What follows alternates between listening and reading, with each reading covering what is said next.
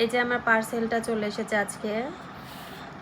এখানে 1 কেজি মশলা আছে। এটা হচ্ছে মুড়ি মাখার মশলা।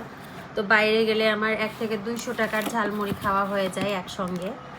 তো হচ্ছে আবার বোম্বাই মরিচও কিনতে হয় এক্সট্রা করে।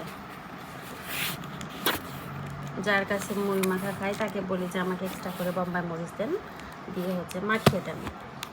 তো রেগুলার এই প্যারা থেকে মুক্তি হওয়ার জন্য আমি হচ্ছে বাসাতেই মুড়ি মাখার মশলাটা কিনে নিয়েছি। এই পার্সেলটা আজকে এসেছে, যেহেতু আমি আজকেই রাজশাহী দেখছি।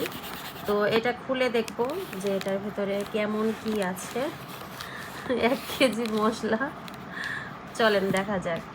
এই যে দেখেন আমার মুড়ি মাখার মশলা, বিফ কিমা ঝাল মুড়ি মশলা। পেজের নাম হয়তো ফুড দোকান, আমি পেজের নাম ভুলে গেছি কারণ অনলাইনে অনেক প্রোডাক্ট অর্ডার করতে হয় আমাকে। এই যে দেখেন কি সুন্দর প্যাকেজিং করে দিয়েছে, কিন্তু এইটা হচ্ছে কাচের বয়ামে দিলে খুব ভালো করতো।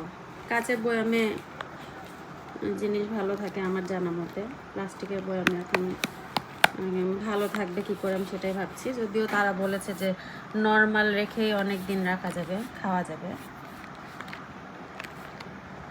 ও এটার মধ্যে প্লাস্টিক পলিপ্যাকে করে দিয়েছে, যেটা আপনি হচ্ছে বের করে কাচের বয়ামে রাখতে পারবেন।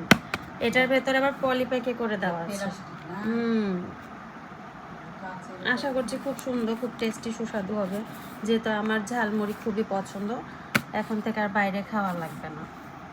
এই দেখেন এইটার ভেতরে দেখেন পলিপ্যাকে করে দিয়েছে, আপনি এটা বের করে সুন্দর করে কাচের বয়ামে রাখতে পারবেন। ঠিক আছে, যে এখানে দেওয়াই আছে, এটার মেয়াদ দেওয়া আছে। এই সরো, 23-এ তৈরি হয়েছে 26 পর্যন্ত। দেখা যাক এটা কতদিন টিকে, নষ্ট হয়ে যায় কি না।